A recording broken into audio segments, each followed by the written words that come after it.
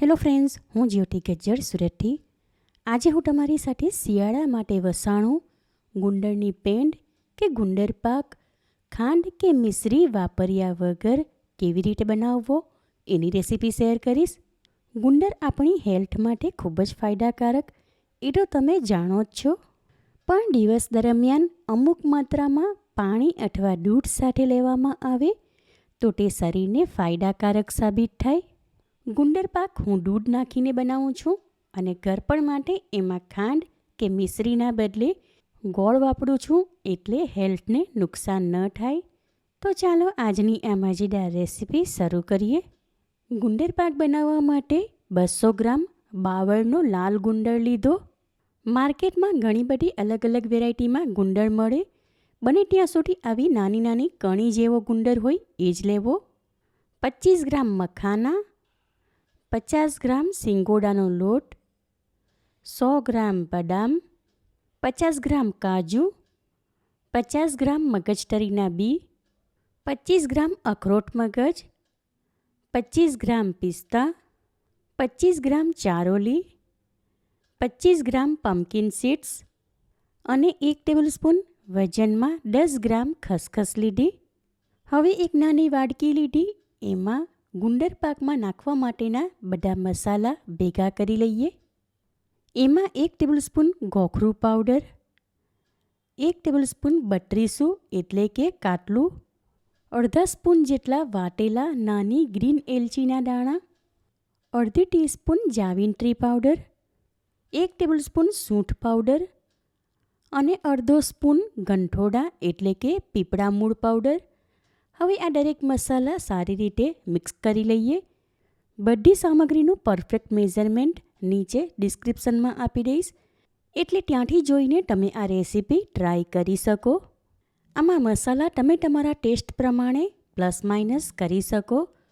હવે આ વાટકી હમણાં સાઈડમાં રાખું છું.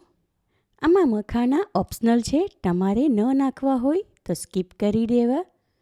આમાંથી થોડી બદામ અને પિસ્તાની કતરણ કરીને બાકીના દરેક ડ્રાયફ્રૂટને ચીલી કટરમાં ફેરવી લઈશું. ગુંદર પાક બનાવવા માટે હોમમેડ દેશી ઘી લીધું.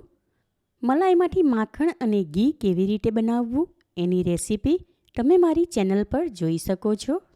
દરેક ડ્રાયફ્રૂટને ચીલી કટરમાં ફેરવીને આવા અધકચરા ક્રશ કરી લીધા.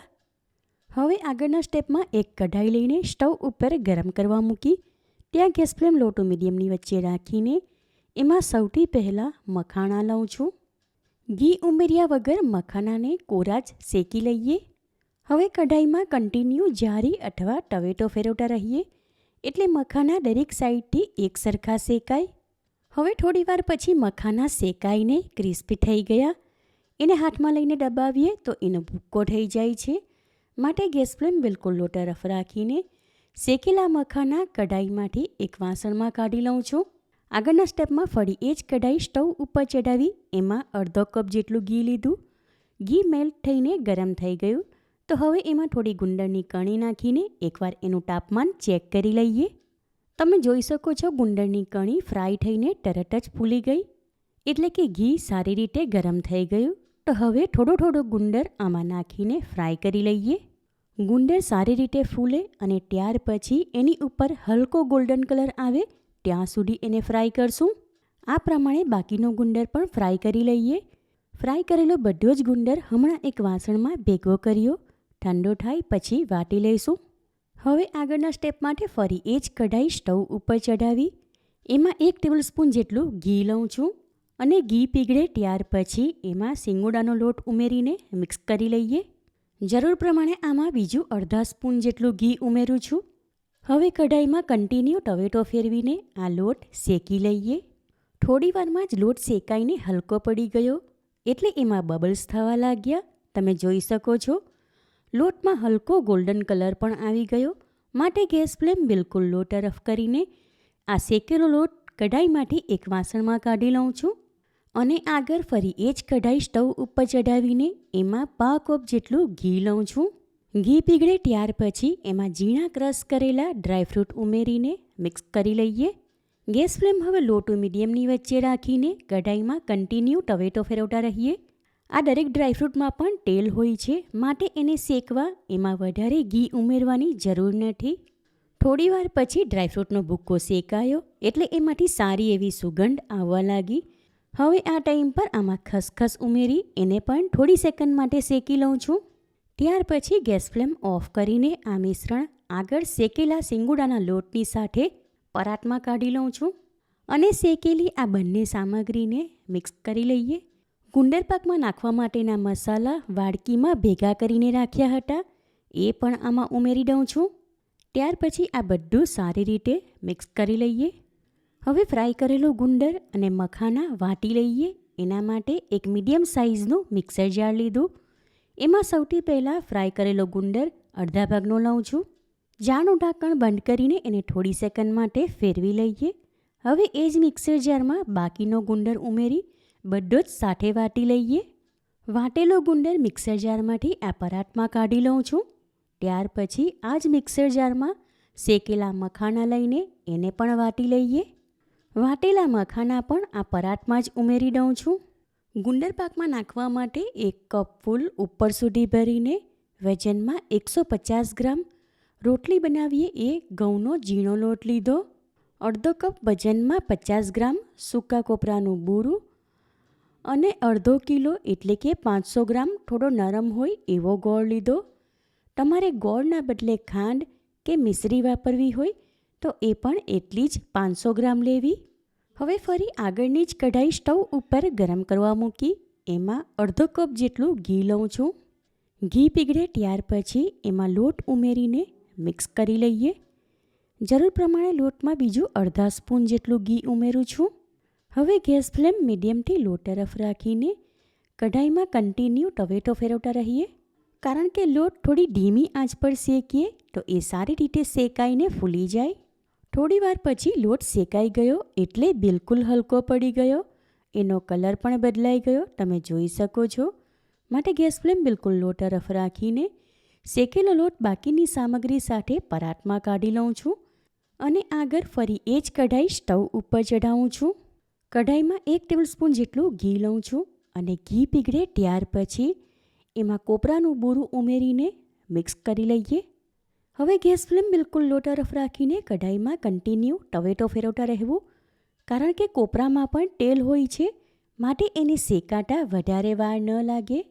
થોડી વાર પછી કોપરું શેકાઈ ગયું એટલે એનો કલર બદલાઈ ગયો, માટે ગેસ ફ્લેમ ઓફ કરીને એને પણ બાકીની સામગ્રી સાથે પરાતમાં કાઢી લઉં છું.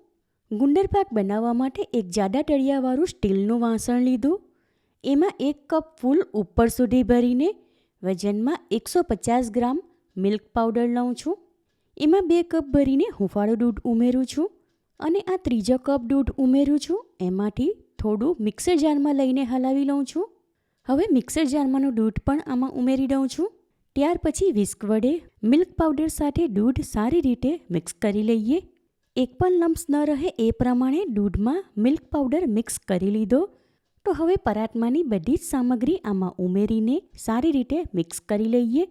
હમણાં આ વાસણ સ્ટવ ઉપર નથી ચડાવવાનું, નીચે રાખીને જ બધું મિક્સ કરી લઈએ. એક પણ લમ્સ ન રહે એ પ્રમાણે બધું મિક્સ કરી લીધું. તો હવે આ વાસણ સ્ટવ ઉપર ચડાવી દઉં છું.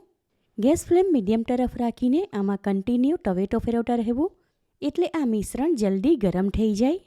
થોડીવાર માટે આ મિશ્રણ હલાવતા રહીને થવા દીધું એટલે એમાં દૂધનો ભાગ થોડો બળી ગયો, માટે ઘી છૂટું પડી ગયું. હવે આ ટાઈમ પર આમાં ગોળ ઉમેરીને મિક્સ કરી લઈએ. આમાં જેમ જેમ ગોળ પીગળશે તેમ તેમ ફરી આ મિશ્રણ થોડું ઢીલું થઈ જશે. ગોળ ઉમેર્યા પછી થોડીવાર માટે ગુંદર પાક થવા દીધો એટલે ગોળ એમાં સારી રીતે મિક્સ થઈ ગયો અને એની કચાશ પણ દૂર થઈ ગઈ. હવે આ ટાઈમ પર ટેસ્ટ કરી લઈએ. આમાં ઘર પણ બરાબર છે અને બહુ જ ટેસ્ટી છે. થોડીવાર માટે થવા દીધા બાદ હવે ગેસ ફ્લેમ ઓફ કરી દઉં છું. ગુંદર પાક ઠંડો થયો ત્યાર પછી એને આ સ્ટીલના ડબ્બામાં લઈ લીધો. ગુંદર પાક દૂધવાળો છે, માટે દિવસ દરમિયાન આ ડબ્બો ફ્રીઝમાં રાખવો અને રાત્રે બહાર કાઢી લેવો, એટલે સવારના ટાઈમ પર ખાવો હોય ત્યાં સુધીમાં રૂમ ટેમ્પરેચર પર આવી જાય. એ રીતે સાચવીને આ ગુંદર પાક કમસે કમ 10 દિવસ સુધી ખાવા માટે લઈ શકાય. ગુંદર પાકમાં ઉપરથી બદામ અને પિસ્તાની કતરણ નાખું છું. શિયાળાનું સુપરફૂડ વસાણું એકદમ ટેસ્ટી ગોળવાળો ગુંદર પાક રેડી છે. ગોળવાળો ઘઉંના લોટનો શીરો ખાઈએ બિલકુલ એવું જ લાગે આ વસાણું. માટે છોકરાઓ તો માંગીને ખાશે અને ઘરમાં નાના મોટા સૌ કોઈ વખાણ કરીને ખાશે. ઠંડીમાં રોજ સવારે 2 ચમચી આ વસાણું ખાવાથી શરીર સ્વસ્થ રહે અને એનર્જી મળશે. હાડકાં મજબૂત થશે અને રોગ પ્રતિકારક શક્તિ વધશે. માટે એકદમ હેલ્ધી આ વસાણાની રેસીપી તમે ચોક્કસ ટ્રાય કરો. તમે મારી રેસીપી ક્યાંથી જુઓ છો અને કેવી લાગી એ કમેન્ટ કરીને જણાવો. રેસીપી પસંદ આવી હોય તો વિડીયોને લાઇક અને શેર કરો. ચેનલ પર નવા હોવ તો સબસ્ક્રાઈબ કરીને બાજુમાં આપેલા બેલ આઇકન પર ક્લિક કરો, એટલે આવનાર દરેક નવી રેસીપીઓની જાણકારી તમને મળતી રહે. ફરી મળીશું એક નવી રેસીપી સાથે. ઈટ હેલ્ધી એન્ડ સ્ટે હેલ્ધી.